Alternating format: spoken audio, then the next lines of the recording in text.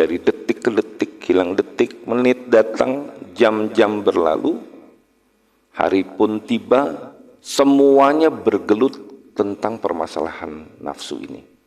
Loba kahoyong dari nafsu. Ingin ini, ingin itu, ingin kaya, itu aja terus.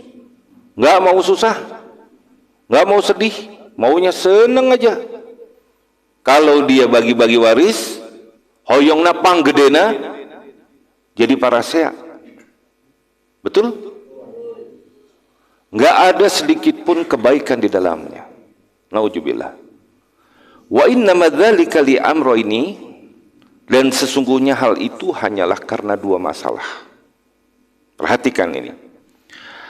Ahaduhuma annaha aduwwum min dakhilin walissu idza kana min dakhilil baiti azzat al-hilatu fihi wa azumad dararu. Masalah pertama adalah bahwa nafsu adalah musuh dari dalam. Kalau setan, makhluk dunia dari luar.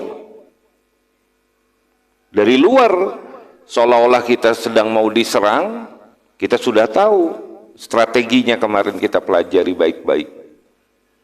Hampir 4 minggu lebih kita mempelajari tentang perkara ini, tentang perintang ini. Nah, ketika berbicara tentang nafsu, ini sesuatu yang sulit, karena dia adalah pengkhianat paling besar dari diri kita.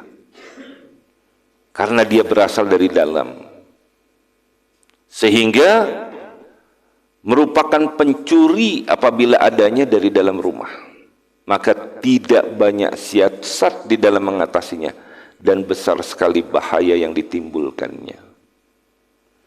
Walaqad shadaqal qailu, maka sungguh berlaku tepat orang yang berkata, nafsi ila ma darrani da'i, nafsuku kepada hal-hal yang membahayakanku, pengajakku, mengajak selalu kepada kesesatan. Tukassiru asqami wa auja'i, ia senantiasa memperbanyak berbagai sakitku dan berbagai deritaku. Ini syair dari ulama besar. Coba bayangkan sama ibu-ibu dan bapak-bapak semua. Ketika cobaan pertama, karena hidup di atas dunia ini adalah terdiri daripada masalah. Ketika menghadapi permasalahan perdagangan, kita berusaha dalam berbisnis, kita tidak beruntung, kita rugi. Ketika dalam keadaan rugi, nafsu itu justru memperluka diri kita untuk menjadi orang-orang yang ingkar terhadap karunia Allah. Di dalam bayangan dan keinginannya berangkat dari rumah, dia akan mendapatkan seluruh dagangannya ini laku. Tetapi hanya satu yang laku, itu pun dengan penawaran yang sangat menyakitkan. Pada saat seperti ini, nafsu memunculkan sedikit sekali hari ini hasilku. Sedikit sekali yang kuhasilkan. Ditanya lagi, sibuk lagi di dalam hati ini. Bagaimana mungkin aku bisa membayar ini dan itu? Dimunculkannya lagi ketakutan atasnya. Bagaimana nanti dengan gaji pendapatan seperti ini aku bisa hidup atasnya? Sehingga ketakutan, kekhawatiran, kegundahan berguncang saja hati ini, terus saja dibuat. Itu jahatnya nafsu ini. Kaifahtiyali min aduwin idza, bagaimana strategiku terhadap musuh? Strategiku terhadap musuh apabila kana aduwi baina adla'i, musuhku ada di antara tulang-tulang rusukku. Insyaallah. Bayangin tuh. Tidak terlihat. Coba lihat betapa banyak permasalahan yang muncul dari musuh. Contoh, dalam suatu perusahaan yang maju, pimpinan dengan bijak, tapi ada hati orang yang dengki di dalamnya. Itu berasal dari nafsu. Maka dicari cara. Bagaimana caranya? Dijebak ini, dijebak itu. Sehingga akhirnya terjadilah suatu fitnah besar atas perkara nafsu ini. Dari orang-orang yang dengki, karena asal dengki itu dari nafsu.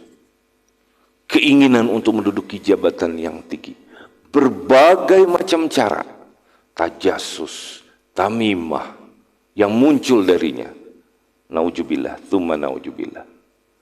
Sementara bosnya yang berhati tidak ada, yang penting adalah visi misi bagaimana mencapai tujuan. Merasa bahwa semua orang baik. Dia hanya berlindung kepada Allah Subhanahu wa Ta'ala. Akhirnya difitnah dengan fitnah yang besar. Naujubillah. Itu sering terjadi, kita baca di dalam media massa dan lain sebagainya. Hanya mata hati yang bisa menembus siapa yang benar. Dibuatnya sumir, yang benar jadi salah, yang salah jadi benar. Tontonan jadi tuntunan, tuntunan jadi tontonan. Apa sebabnya? Karena perkara nafsu ini. Masya Allah. Wasani annahu aduun mahbubun wal insanu ammun an aibi mahbubihi la yakadu yabsuru aibahu kama qalal qailu. Yang kedua adalah bahwa nafsu itu musuh yang dicintai. Dan manusia secara umum terhadap cacat sesuatu yang dicintainya. Nyaris ia tidak dapat melihat kecacatan sesuatu yang dicintainya. Sebagaimana perkataan penyair. Nah, bapak-bapak, ibu-ibu. Nafsu ini dicintai oleh manusia. Kenapa? Ngajak pada kenikmatan. Ngajak pada kesenangan. Betul? Sampai seorang pemuda yang jatuh cintrong begitu melihat eta perempuan jorek dibilang cantik,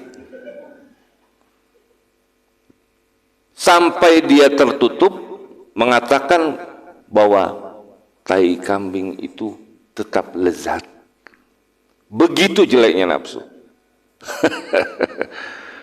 Bisa ditipunya diri kita ini sendiri untuk berpikir subjektif.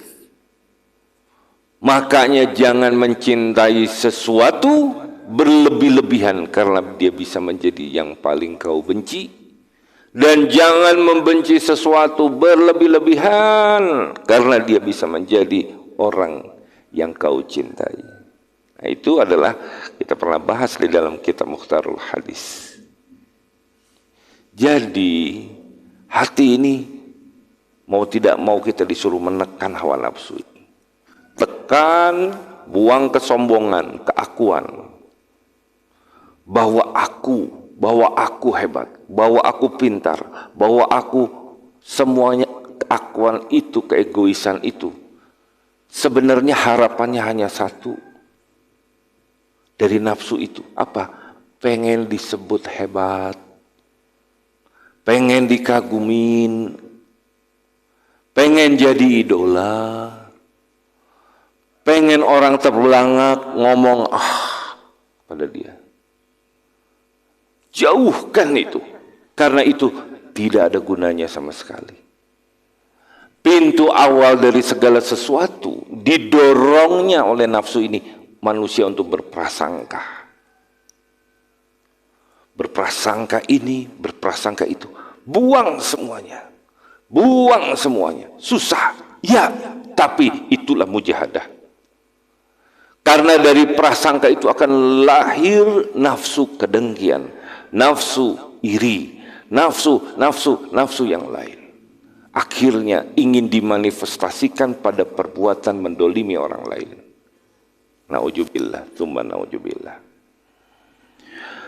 Walastatara aiban lidil wuddi wal ikha Tidakkah engkau akan melihat suatu cacat pada orang yang punya hubungan cinta dan persaudaraan? Tuh, lihat. Mau kayak gimana aja sudah. Bahkan saking cintanya ku setan, mungkin akibat dari tabiat nafsu ini, setan baik, belegu. Jelas-jelaslah inna syaitona lakum aduwwum mubin. Memproklamirkan diri, mungkin nafsu itu akan berkata, setan baik. Benar-benar orang-orang zaman sekarang ini didatanginya tempat-tempat maksiat karena nafsu, didekatinya semua keburukan-keburukan itu karena nafsu. Wala ba'da ma fihi idza kunta radiya, dan tidak terlihat dengan cacat padanya apabila engkau telah cela. Taruhlah orang itu punya tai lalat segede tangan di muka. Ari cintrong mah dibilang bagus we, jika Tamara Blesinski, ditipunya diri kita ini. Nauzubillah. Wa inurido an kulli aibin kalilatun. Mata yang rela terhadap setiap kecacatan itu merabunkan. Nah, ini maksudnya. Aib itu sudahlah jelas karena dia mengidolakan dengan nafsunya. Seolah-olah idolanya itulah yang terbaik, nggak boleh buruk. Asal ada yang mengkritik terhadapnya, dia yang paling membela, pasang badan. Sementara yang dibelanya kenal juga henteu. Taeta manusia. Itu semuanya karena nafsu yang besar. Walakinna aina sukhti tubadil masawiya. Namun mata kebencian akan menampakkan berbagai kejelekan. Nah itu. Kalau sudah benci semuanya jelek aja. Taruhlah orang ini berbuat suatu kebaikan yang dibencinya itu.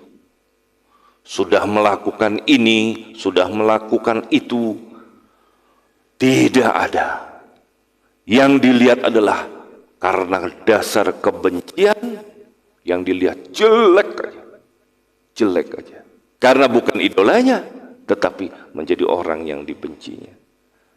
Nauzubillah min dzalik. Nafsu ini membuat kita menjadi manusia yang paling tidak objektif di atas dunia kita. Sementara dirimu menuntut kepada keadilan. Bukankah tugas kita Imam bil qisti, menegakkan keadilan? Tetapi secara hatimu tidak adil melihat sesuatu karena didorong siapa? Nafsu. Nah, inilah yang ada di dalam diri kita ini, mengalir.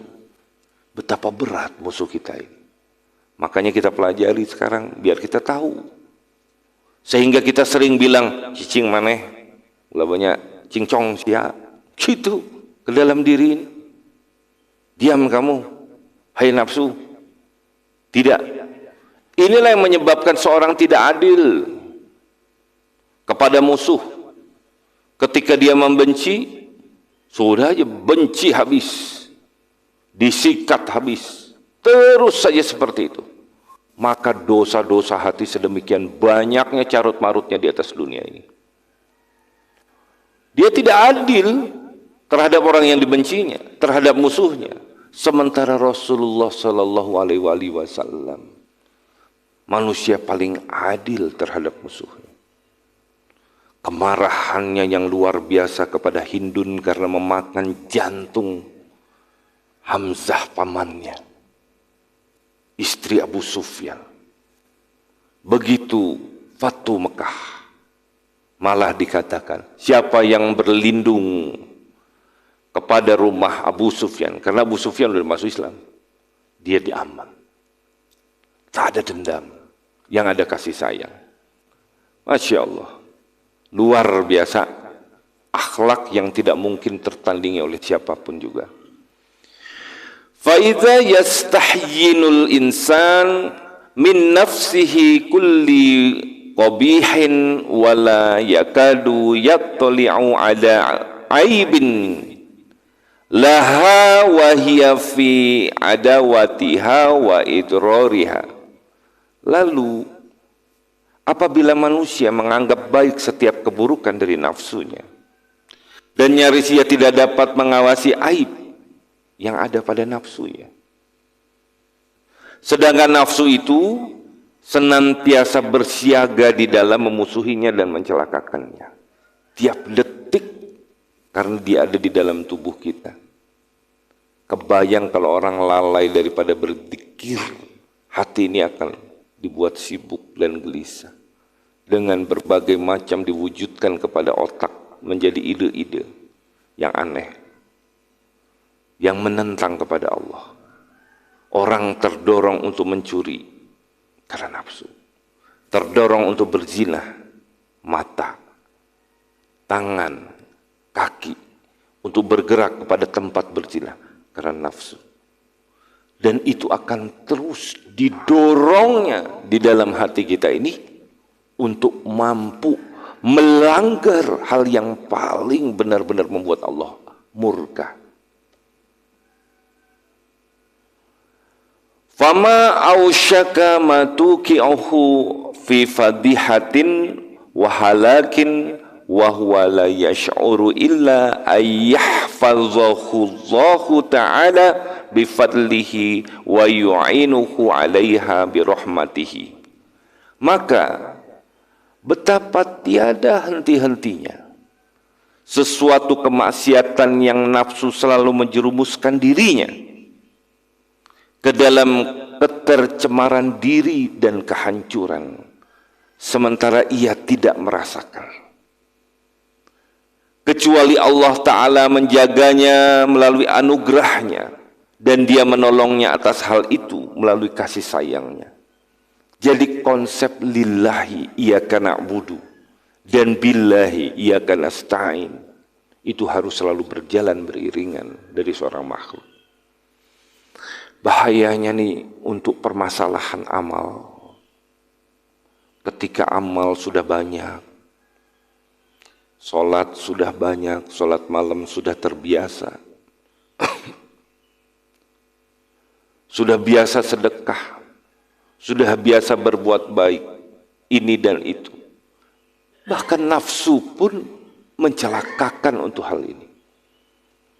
Dia akan berkata di dalam dirimu, lihat, karena pertolongan Allah ini, karena pertolongan Allah ini, engkau menjadi orang yang terpilih. Engkau menjadi orang yang paling disayang oleh Allah.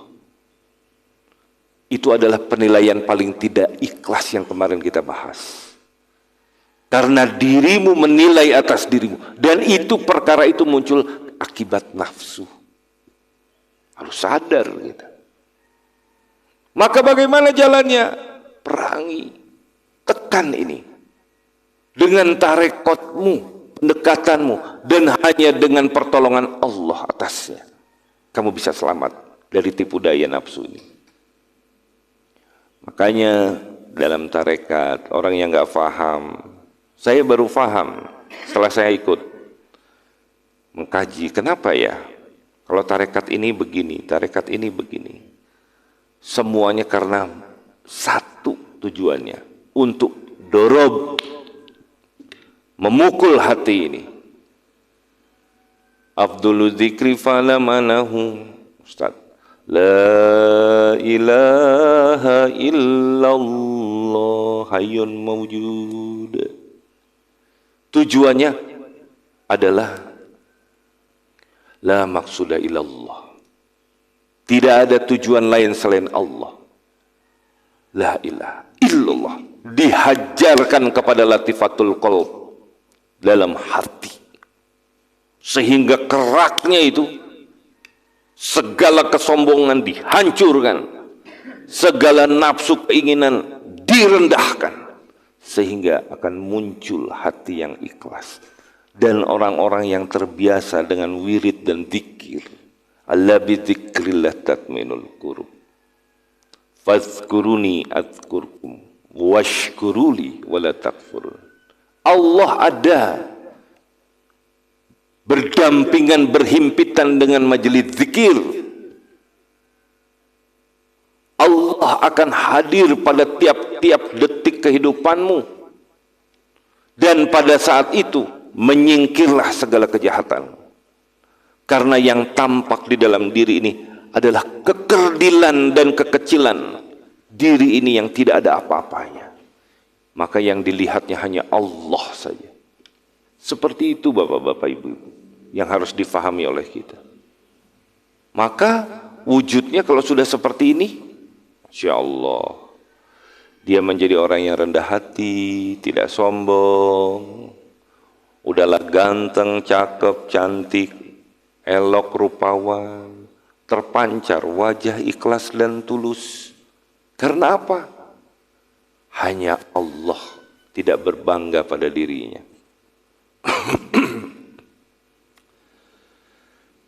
Famma aqulu ta'ammal ayyuhar rajulu nuktatan wahidatan muqni'atan wahya innaka idza nazarta wajadta asla kulli fitnatin wa fadihatin wa khizyin wa halakin wa zambin wa afatin wa qa'a fi khalqillahi ta'ala min awwalil khalqi ila yaumil qiyamati min qibali hadhihin nafsi. Kemudian aku berkata, kata Imam Al-Ghazali, renungkanlah wahai para lelaki pilihan Allah akan satu noktah titik penting yang meyakinkan, yaitu apabila engkau telah pikir, maka engkau menemukan asal setiap fitnah, tercemarnya diri, tercemarnya karena kehinaan, kehancuran, dosa, dan kerugian yang telah terjadi pada makhluk-makhluk Allah Ta'ala semenjak awal penciptaan sampai hari kiamat nanti, berasal dari sisi nafsu ini. Coba kita lihat kejadian besar di negara ini yang tidak disangka-sangka. Seorang yang tadinya sudah meniti karirnya, tiba-tiba karena marahnya mampu membunuh. Karena tidak bisa meredam emosi. Karena perkara nafsu ini. Nauzubillah, betapa mencelakakannya nafsu itu. Kita juga sering mendengar seorang yang dari bawah sudah kelihatan bagus, karirnya di atas dunia, yang menjadi orang-orang terperangah padanya, tapi hancur karena perzinahan. Nauzubillah, jatuh terjerembab, dihinakan atas karena dirinya tidak mampu melawan hawa nafsu ini. Imma biha wahdaha au bimuawanitiha wa musyarakatiha wa musa'adatiha. Ada kalanya dengan sebab nafsu sendiri saja atau dengan kerjasama nafsu bersekutu dengannya dan bahu-membahu dengannya, muncullah keinginan karena dendam itu, persekongkolan dengan orang-orang yang sama bejatnya. Satulah dirinya, nafsunya jalan sendiri, diingatkan akan sakit hatinya. Ini orang, makanya ya ada permusuhan dalam satu rekan kerja hanya karena masalah sepele, masalah miskoordinasi, tetapi kebenciannya dipeliharanya. Dan itu adalah akibat daripada perbuatan nafsu. Ketika diri ini sudah lupa, diingatkan lagi tentang nafsu itu. Luka yang sudah hampir sembuh, digoreskannya lagi dengan pisau-pisau ingatan yang tajam itu tentang sakit hatinya. Terangges-angges amarah. Maka rugilah wahai para pendendam, rugilah, karena dirimu adalah dalam telingkup nafsu yang sedemikian jeleknya yang bernama nafsu kebencian itu. Nauzubillah.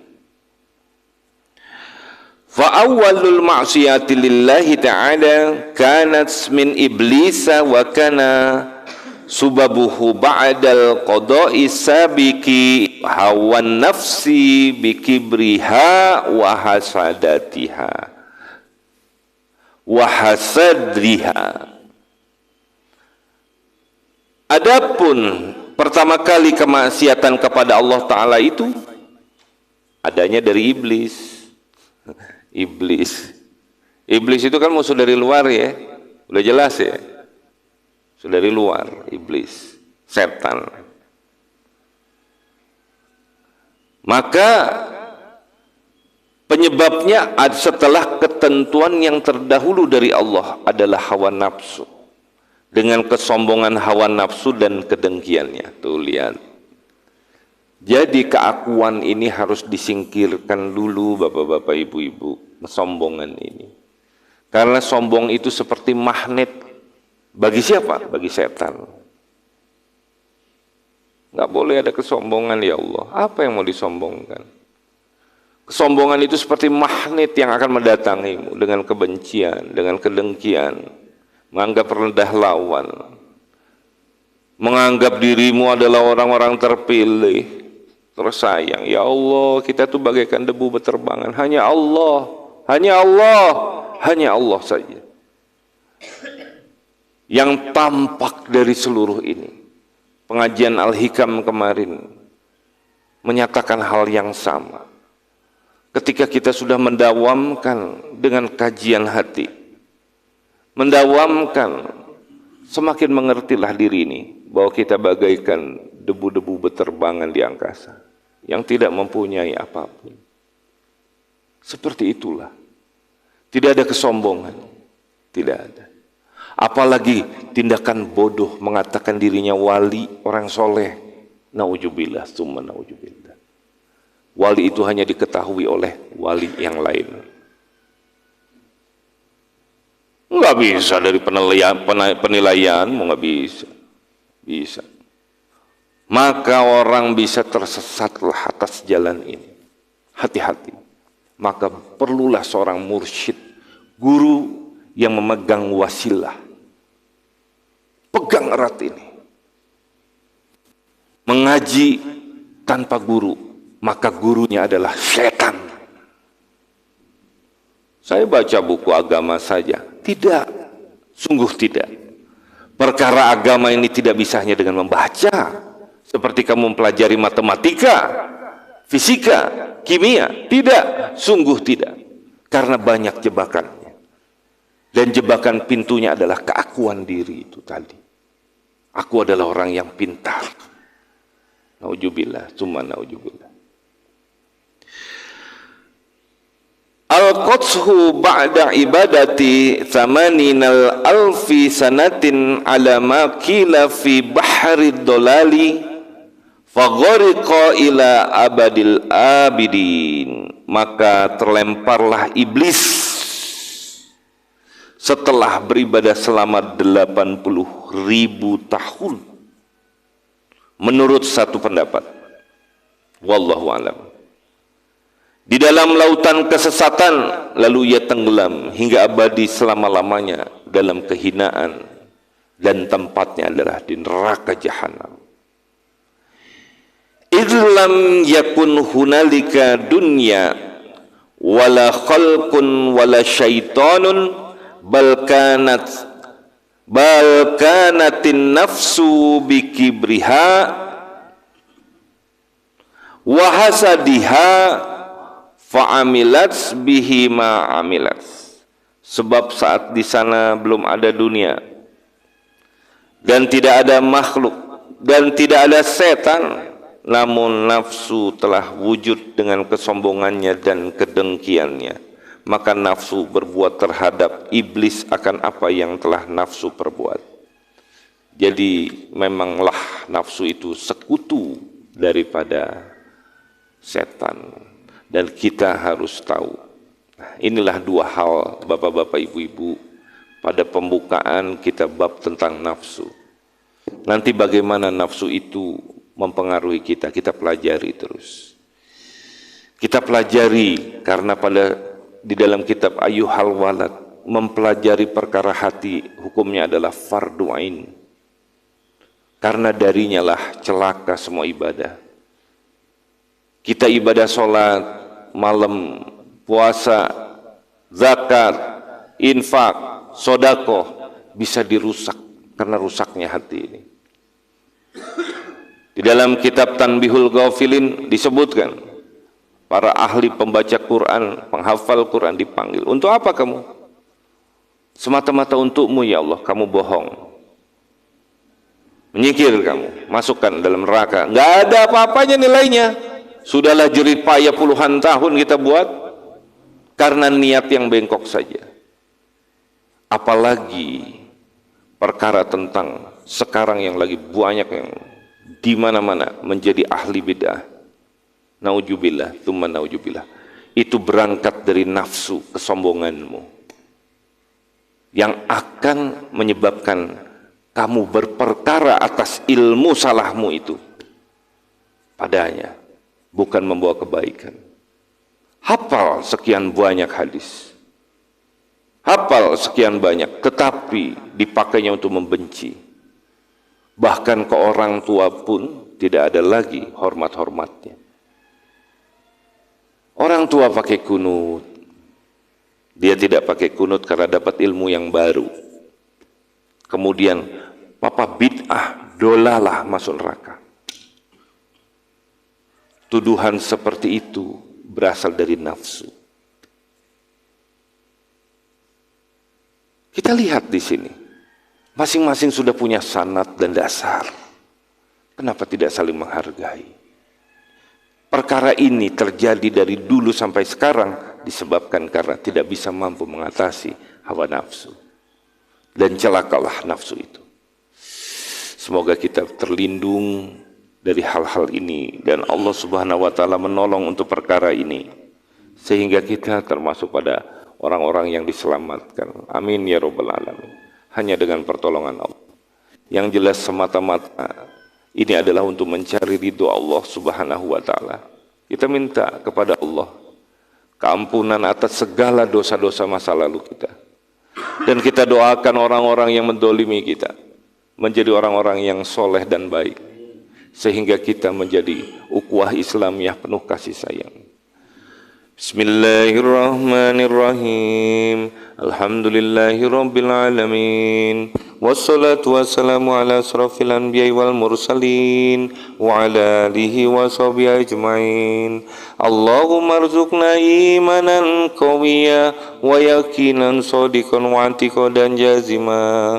Allahumma aftah lana futuhal arifin. Allahumma aftah lana futuhal arifin. Allahumma aftah lana futuhal arifin. Allahumma salimna wa salim ma'ana. Allahumma fazna wa fazma ma'ana. Allahumma balighna wa baligh ma ma'ana. Allahumma asimna wa asim ma ma'ana. Allahumma arfa darajatina wa arfa darajati ma ma'ana. Minad wa minkal ijabah fastajib du'ana ya Allah ya Rahman ya Rahim birahmatika ya arhamar rahimin. Amin amin ya rabbal alamin. Amin amin. Semoga kita juga dimasukkan pada golongan yang mau mengorbankan waktunya kita di jalan Allah Subhanahu wa taala di tengah kesibukan-kesibukan kita. Akhirul kalam wabillahi taufik wal hidayah. Assalamualaikum warahmatullahi wabarakatuh. Sallallahu